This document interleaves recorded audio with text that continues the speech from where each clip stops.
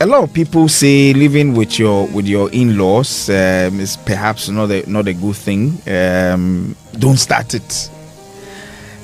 Maybe it's something in the 21st century. I don't know. But why do people advise couples to get their own place, even if they have several rooms in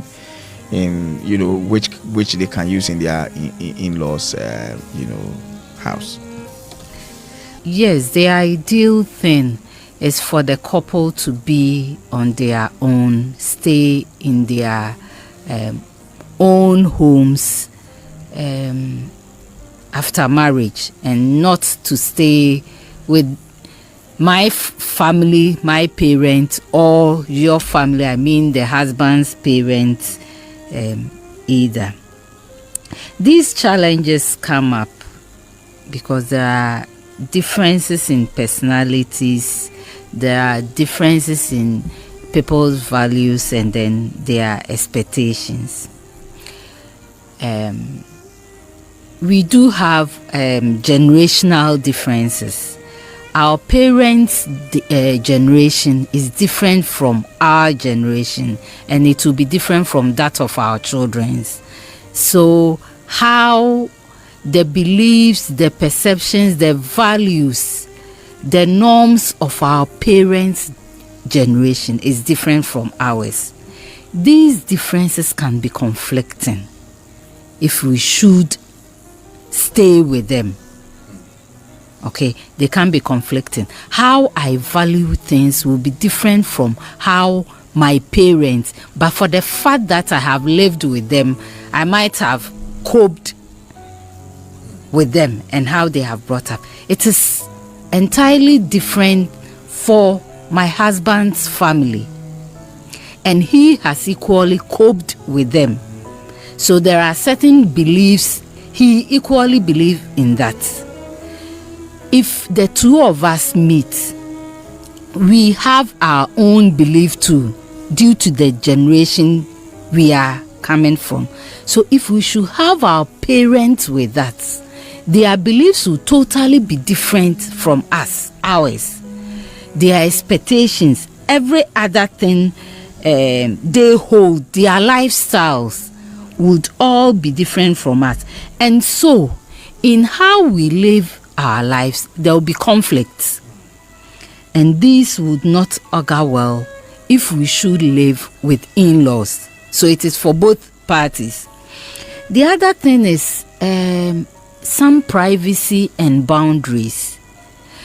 I had this friend that told me that he used to have house helps that stayed over. So all the assistants or house helps that came, it got to a point they felt they were not having their privacy as a couple. So they decided that now, if they would need the services of a house help, it will be walk in, work, and go back to your home, to your house, so that they will have their free. So the day the last stay in house help left, they literally, after bathing, decide that they will be free in their home. They powdered themselves and they were free in their own home, which means they now have that kind of freedom. Even with that, with the house help, they felt their freedom was in a way inhibited. So how much more having your in-laws with them? Could be just a mother or a father-in-law, or in-laws as the drama or the story we have on hand. So in this case, a mother-in-law, sister-in-law, and a brother-in-law all staying with them in the house.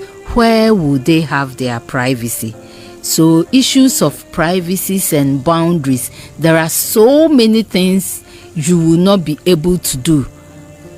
You do not have that freedom unless it is within the four corners of your bedroom. Any other part of the house, in some instances, it is even not staying in the same building, but then they live on the same compound. So your privacy is limited to your building. When you step out of your room to the compound, you do not have that privacy again when your in-laws are there, and your life seems to be restricted. You need to be extra careful in everything you do, else there will be misinterpretation of your action. So that one too is another style. Later in the year, if you start having children, then parenting styles is another thing that will be challenging. The way you would want to bring up your children, your in-laws, your children's grandparents would have a different way, or might have a different way of bringing up children, and there will be interruptions. You will do this, and your mother-in-law, even if they are your own parents, then they become the in-laws of your husband, might think your husband is doing this too much, so it is coming from the other side. And if you are doing it, then your in-laws too will be thinking you are doing this too much, you are not doing this right, I never used to train my child this way, and all that. So there will be that kind of interruption in your way of life. And the last thing I want to talk about to have to do with sometimes financial decision, making some financial decision. You might talk in the home, but some actions would come in public in the home, and they would see some of these things and would be quoting you differently. There is a story of where an in-law even visited. The in-law just visited, and the daughter-in-law decided that, my in-law has come, let me ensure that she lives or she enjoys her stay. So we are not used to taking milk, but let me get some milk, let me get some sardines, some canned beef, some this, to make sure that she enjoys the stay. After every tin milk, the woman will pick it. After every sardine, will pick the empty can. And when she got back to the village, called the family and the husband, come and see your son. This is all he's doing in the city. This wife will never make our son progress and all that. Wow. So supposing you are living with them, you go to the market and come, and your mother-in-law is asking, how much did you buy this and all that. You might have taken decisions in the bedroom, all right. Yeah. But then actions publicly, different meanings will be read into it. And sometimes also, whatever you intend to do, nothing is so secret. Yeah. So if you intend to do this, if you have bought this, if you are doing this, if you are planning to do this with your in-laws, there will be that kind of interruption. And sometimes they will be feeding the other side. Tell your husband to do this, or tell your wife, or I want my son to do this, and all that. So there will be that interference and interaction. Yeah. And these do not help in financial decision making, and can bring problems when it comes to your own decisions that concern you and your progress. Yeah. So these and many others are some of the reasons we advise that you stay out of the family house, or you get your own place and stay. Thank you. Reverend Doc, Ozeditu. All right, thank you. Good evening to our listeners. This is a very important topic. I trust that this should help some families and young ones out there who are about to take this major decision. Yeah. Truth is that in veranda because you see, there is an identity you create when you marry. Okay. And so as long as you are under the roof of your parent, you lack that identity. Okay. You should be separated and have your own identity. Once you stay under the roof of your parent, who is the oga in that house? Yeah. Is it your father or is it you? Or even sometimes the mother, even your mother sometimes may want to, even if you put your father aside, in that house, if your mother is also there, she also wants her voice to be heard. So she'll be number 2 and you'll be number 3. If you are not careful, you'll be number 3. If you're number 2, you may not get. So it's a very serious one. I think that. So in Genesis chapter 2, verse 24, there's a reason Bible said that for this reason a man shall leave his father and his mother and will be joined to his wife, and they shall become one flesh. One flesh. So if you want to stretch the scripture, then we are saying that if you are not moving out to join to your partner, then you are not one. Okay. And there are many, because you are not likely to have the independence you're looking for. There will be a lot of intrusion, a lot of distraction, there will be a lot of tension, and so it is very expedient for you as you are married to know that some of these things are very fundamental. No matter the rooms that are there, if you have been wailed with a part, you give it out as rent, take the money and go and rent your own. Okay. Really, there are many issues this can bring, and the cost of it may be too expensive than you thinking that it is cheaper to stay with them. I repeat, staying with them, the cost of it may be very, very expensive, even though you may not be paying financially. It can be very, very, very costly than you moving out to rent, to go rent. Okay. So there is a lack of privacy and personal space. There are occasions as a man, when I was watching Chelsea and that notorious team, that we spared them. We drew 1-1. I was in my boxers. Okay. No top. I was feeling free. Yeah. Imagine if I'm with my in-laws. you can't do that. And sometimes when you have been in suit, in tie every time outside there, when you get home, you want to feel free. Yeah. Now because of in-laws and things, it becomes a difficulty. Yeah. So at what point can you have your guns down and enjoy yourself? And those moments are also very, very important for you. It's a means of sometimes dissipating some of the tension and the stresses on your life. So number one is that you lack that privacy. Then, so if you have a household that has or that have differences in their rules and their expectations, so the way your parents see marriage and how to raise family, by the time they are looking at you, and you are a younger generation, so by the time they see how you are doing it, if you are not careful, they are likely to now want to recommend to you that do it this way, do it that way. And sometimes, depending on your partner, may not take it lightly at all. So influencing on parent and family decisions, you want to take a certain decision, she's there or he's there, I mean your father or your mother, and now he's trying to as it were influence the decision you want to take. Maybe you want to change your job, maybe you want to leave where you are staying, maybe you want to buy a certain property. Now it is not your wife anymore or alone that you are going to have that discussion with. Your parents may also want to come in, and these major decisions, I think that when you have come of age and you are married, primarily it is between you and your wife. Okay. Few occasions where you need to consult, you can do that, like the way Moses and Jethro, the father-in-law, they had it. You can do that, but if they are staying in the house and always stretching their necks into almost everything of yours, then that's problematic. So there's also the perceived criticisms or judgment.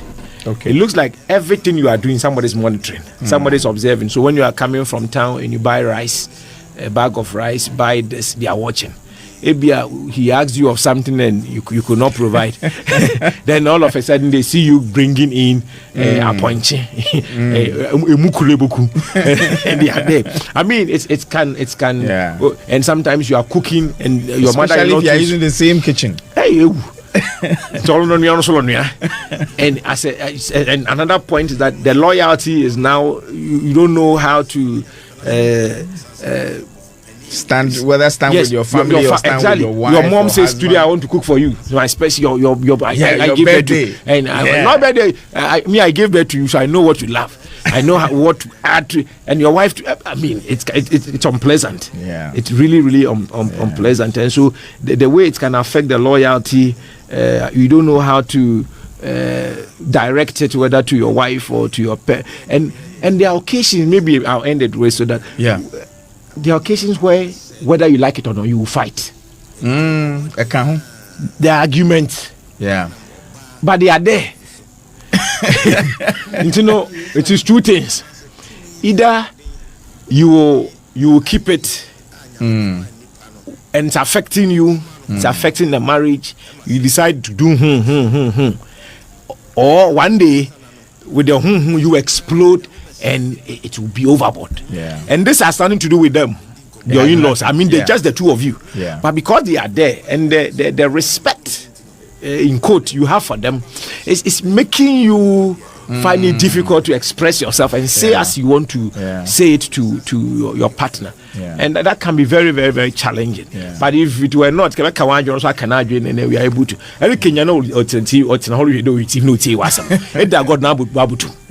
And depending on maybe our community, so it's a problem. And even when you want to do the occasions, depending on the type of blocks or breaks they eat in when you travel outside, it's very funny. If you are not careful, your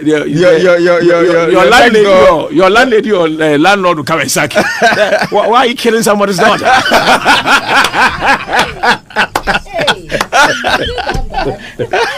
No, I'm telling you, one India, I'm the true story. I'm telling you. They use plaster. No, I don't know about that. They use plaster boards with insulation in the middle. So it's they're listening. There's somebody here. So when you are doing it, you have to be covering somebody's mouth.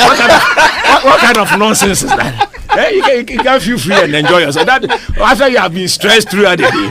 I mean, in fact, it's the reason I'm considering not relocating.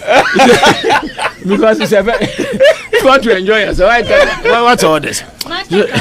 So the in-law thing it can really worry, and I think that if you have an option, you want to stay independent and be the man of your home, take charge of your home, have that real identity, not share your loyalty, be able to talk with your partners and when you want to, and I think that will be a better way than thinking that it is the cheapest way to avoid expenses, paying of rent and things like that. If your father is the one that built, if your father is the one paying the bills, believe me, he's the man of the house.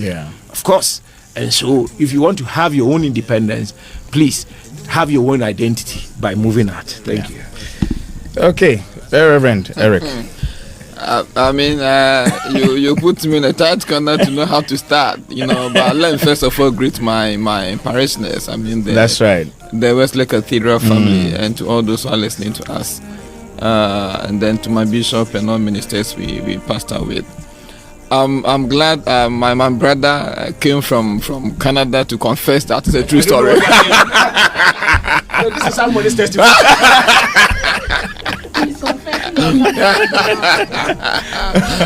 He eventually said this is a true story. Living with in-laws can be challenging, but if you're an in-law listening to us, don't think that we're being too hard because there are other benefits to live with your in-laws. We have ever discussed 8 years. Exactly. That to live with your in-law has benefits. It is not wrong to live with your in-law. Like Osopho said, Jethro in Exodus chapter 18, verse 16 following. In fact, the whole story is chapter 18, where Jethro had to advise his son-in-law Moses and advise him that Moses, the way you are handling these people, you will die before your time because you want to handle every issue by yourself. Apportion leaders and then ask them to take some of the load. When Moses did that, he was relieved of too much responsibility. So it is good to live with your in-laws. It's good. If you read, I think in Matthew chapter 8, let me be very sure because you're on air. We also see that Peter had to live with his in-law. And Bible says that at one point, Matthew chapter 8, verse 14 to 15, if you can read from your end. At one point also, when Jesus visited Peter, fortunately for Peter, I said, living with in-laws has several benefits. At a point, I had to live with my in-laws. And I remember when my wife went out to work, before my wife came together with my in-law, we had prepared food. Oh, wow. Yeah, that was a beautiful time, you know. But today we are looking at the challenges this can pose. Yeah. Sometimes it can be very challenging. Yeah. And the first one I want to mention, in addition to what our earlier speakers have said, is that sometimes we see shared love. Especially for most of the women, the best time they want to show love, demonstrate love, and to enjoy love is time. They want to have time alone with their spouse, with their husband. But in this case, you see that the husband is sharing the love.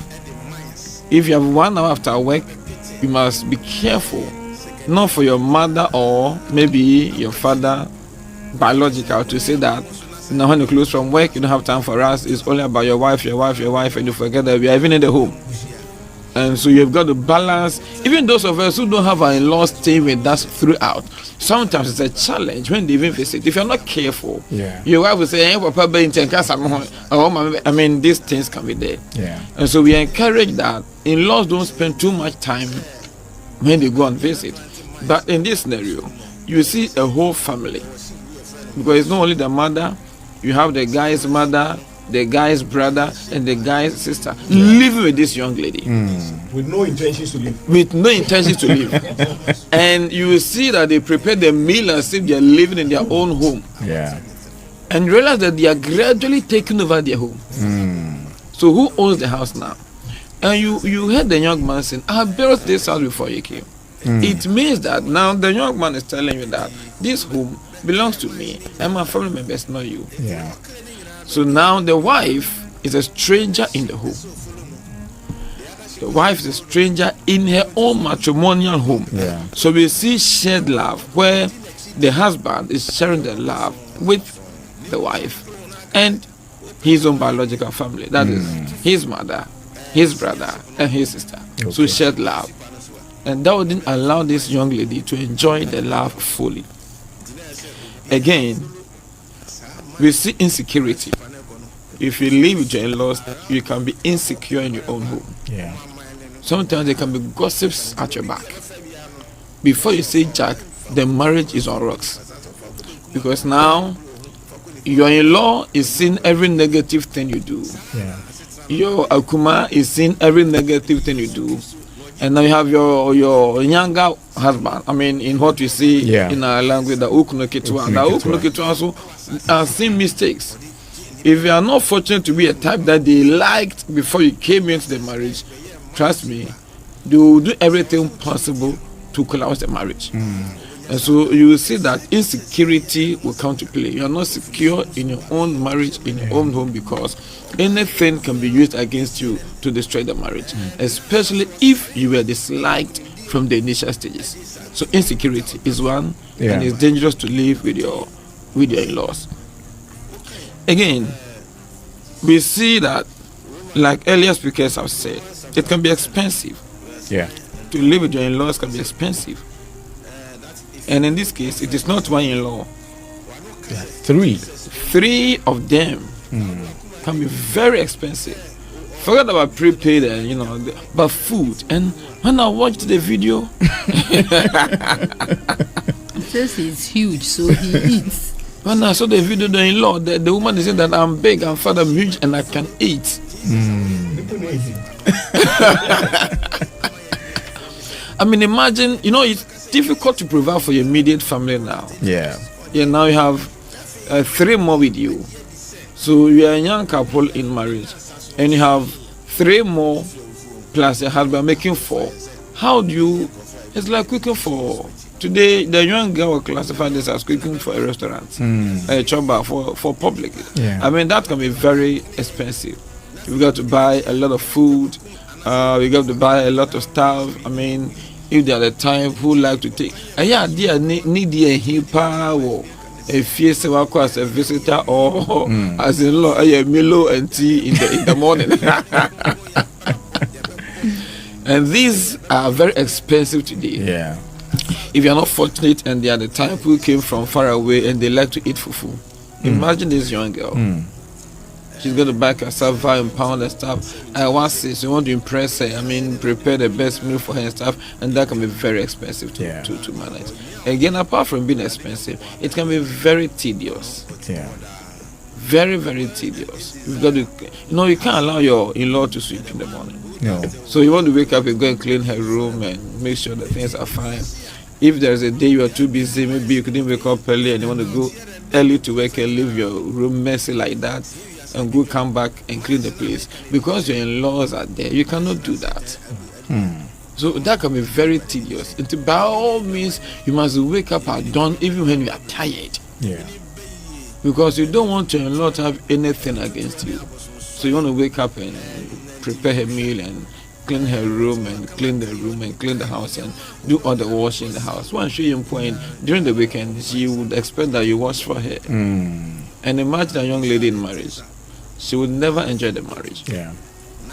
And I know you will come to her stance on asking them to leave. Yeah. Before we even come to that discussion, I want to clap for her, for her stance.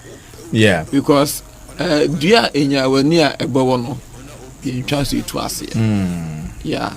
And so I think that living with in-laws can be very expensive, can be very tedious, and your marriage can be insecure, and you have your husband sharing the love with the family. Yeah. Small love for you, small love for her mom, and some love for siblings, and it's not very helpful for the young couple, especially for the young lady. Very, very insecure. Yeah. All right. Maybe I'll let you continue with her stance, but you get married to a gentleman. Before you got married, he was living with his mom and 2 siblings.